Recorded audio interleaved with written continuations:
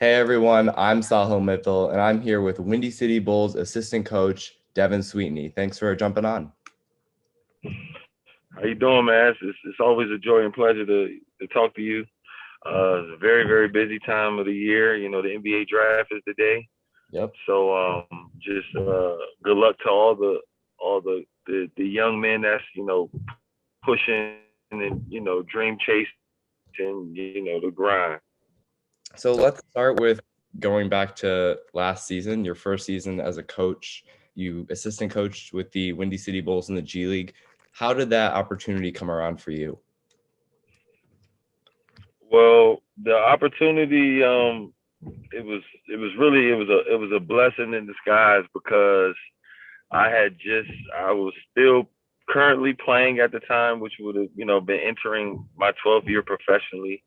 And I was still getting offers overseas, but I was in the NBA assistant coaches program, which was headed by Stacey Lovelace and Urjam Hayes in the NBA office, and Bush Carter, former head coach from the Toronto Raptors. And I got an opportunity with the Bulls, and they said there was an opening with Windy City player development slash assistant coach. I jumped on it. And it was probably the best decision I made to get my foot in the door. And with me having aspirations of one day being a NBA head coach, I think I think on the right path. And going into that first day, what were your expectations of the job, and how did they differ, or were they the same as what actually happened when you got there on those first few days? Well, see, I was in the NBA assistant coaches program, but my class was virtual. So normally, like the candidates is a 6 month program. It's like former NBA, WNBA players, and they teach them how to, become assistant coaches, do the scouting reports.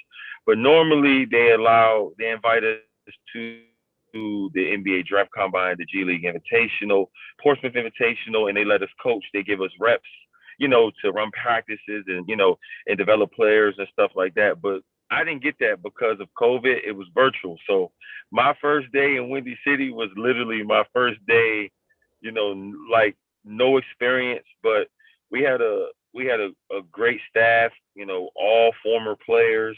Yep. Coach Henry, man, he really, Coach Henry, Coach Brady, Martine, Cajo, Ben Sanders, like they really made my transition a smooth one. They took the time to put their hand around me and pour into me, to develop me as a coach, and outside of the mindset of Devin the player.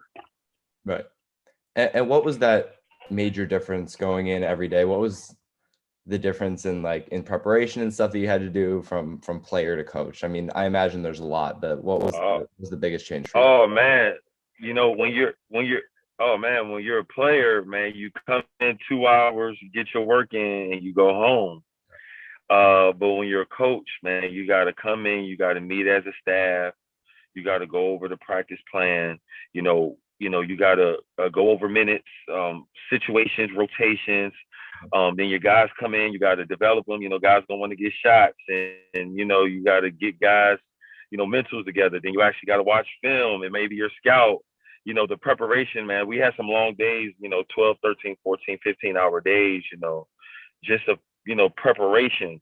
And for me, that was the biggest adjustment, especially in the G League. You have to do a little bit of everything. You got to do a little bit of scouting. You got to do a lot of coaching. You got to do a lot of developing.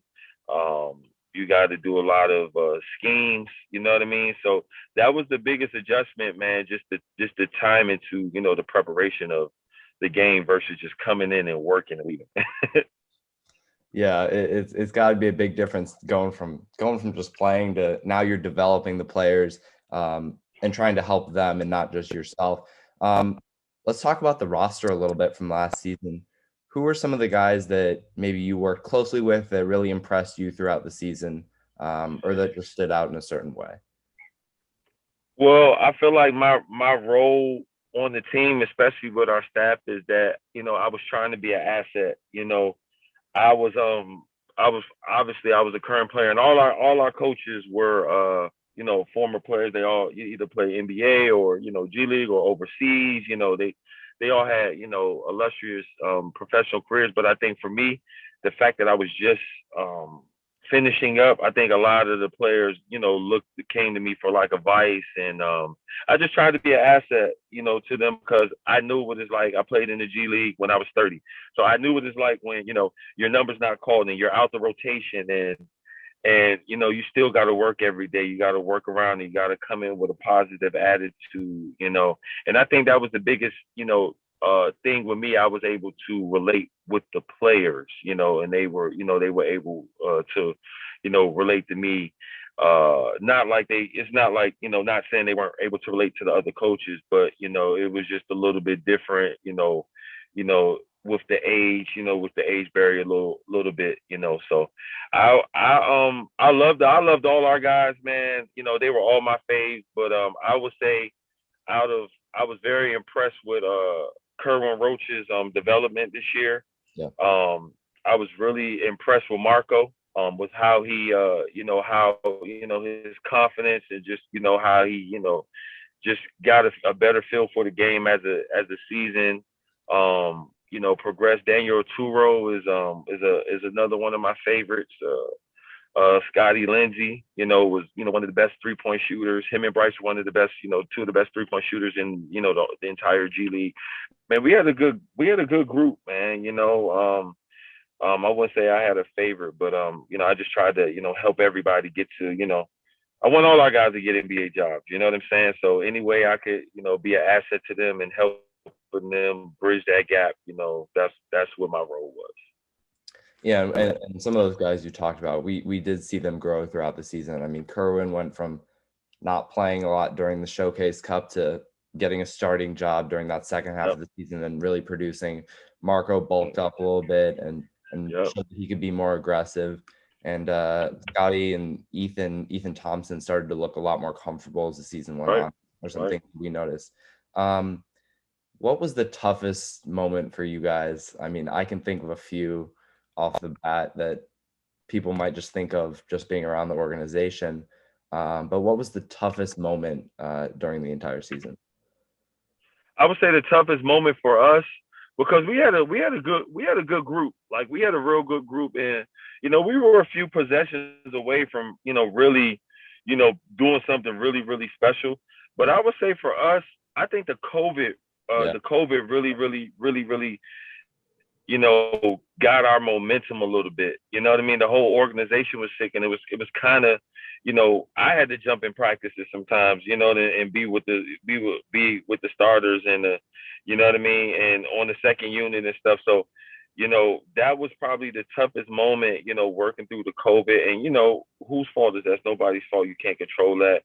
That's just the state of the world of where we are with professional sports. And so I think that was the roughest stretch, not being able to go to Showcase and, having things pushed back. Then guys are, getting sick. Then, guys got a quarantine over Christmas, on top of Christmas break. And then, now guys are out of shape, and, we got to work and get guys' legs back. And, it can really, we didn't have a game for an entire month.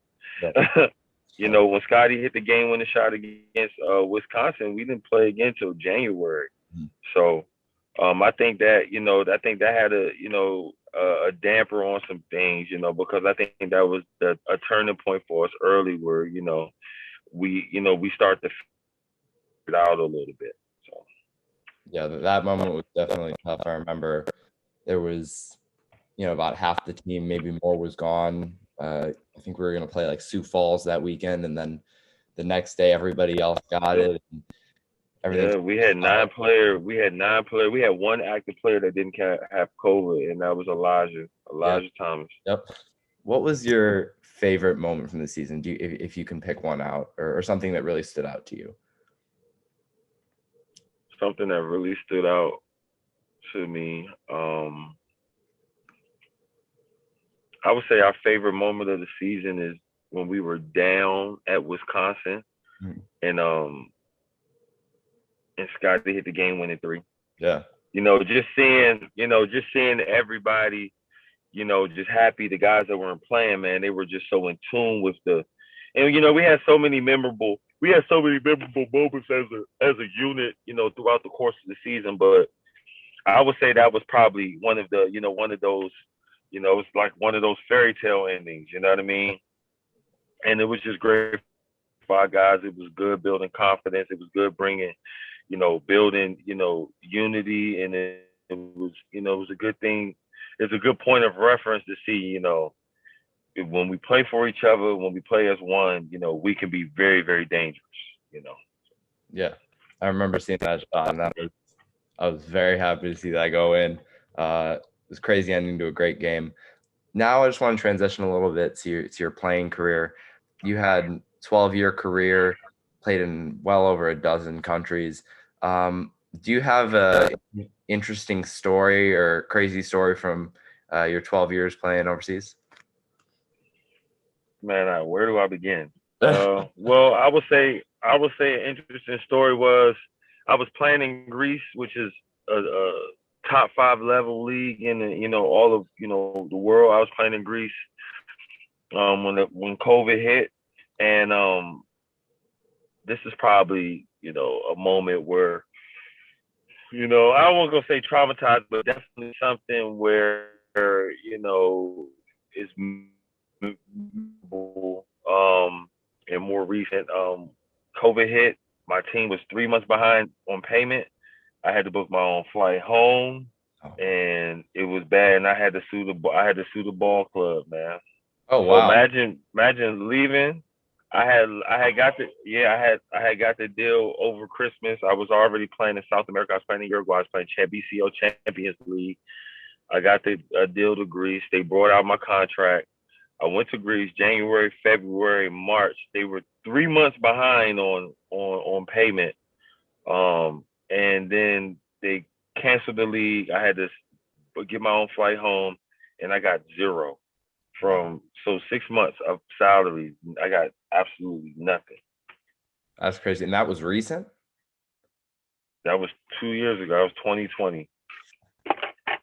That's crazy. I've heard some interesting stories from overseas. All the situations in Europe, there's some really, really good ball clubs. There's some really, really good countries. The level is high. Like you learn, you grow your way, from your family. You get to pick up foreign languages. You get to see the world. Like, you know what I mean? Like, overseas basketball is an amazing experience. I don't have one regret with how my career played out, or even some of the places that I've been. Obviously, there are things that happen. That's just like with any job you have. Like, you know what I mean? There are pros, there are cons, but overall, I wouldn't trade it in for the world, man. It taught me how to become a man. It taught me how to be responsible. Taught me how to save money. It was a lot of lessons. It was a lot of lessons and blessings. Even though you're in some places where you may not like your teammates, you may not know the foreign language. Your coach, is killing you guys. Practices twice a day. You miss your family. Like, you got kids at home. Like, you got bills to pay. They late on payments. Like, but even through that, man, to play professional basketball, a high school basketball player has a 2% chance at to getting making those odds. So the fact that I was able to crack that threshold, man, was enough for me, man. So I'm forever grateful, forever blessed.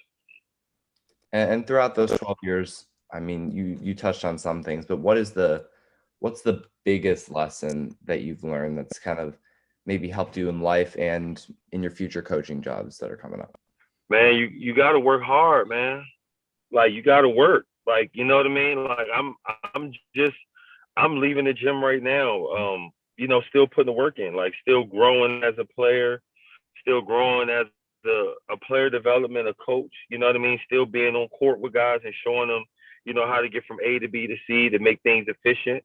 I'm still learning myself. Like, you gotta, and this is not required. You know what I'm saying? Like, I don't have to do this. Like, you know what I mean? I could sit at home and, not do anything, but you have to work, man. You got to put the time in, man.